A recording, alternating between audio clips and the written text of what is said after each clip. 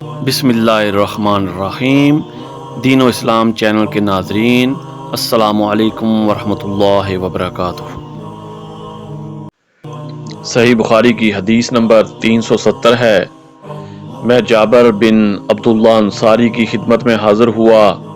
وہ ایک کپڑا اپنے بدن پر لپیٹے ہوئے نماز پڑھ رہے تھے، حالانکہ ان کی چادر الگ رکھی ہوئی تھی۔ جب آپ نماز سے فارغ ہوئے تو ہم نے کہا، اے ابو عبداللہ، آپ کی چادر رکھی ہوئی ہے اور آپ اسے اوڑھے بغیر نماز پڑھ رہے ہیں۔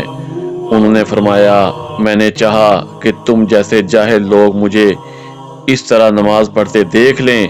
میں نے بھی نبی کریم صلی اللہ علیہ وسلم کو اسی طرح ایک کپڑے میں نماز پڑھتے دیکھا تھا۔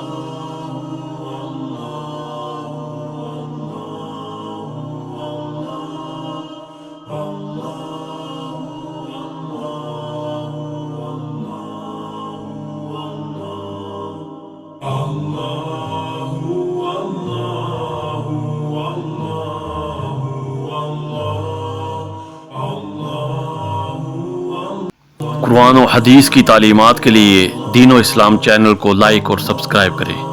جزاک اللہ خیر۔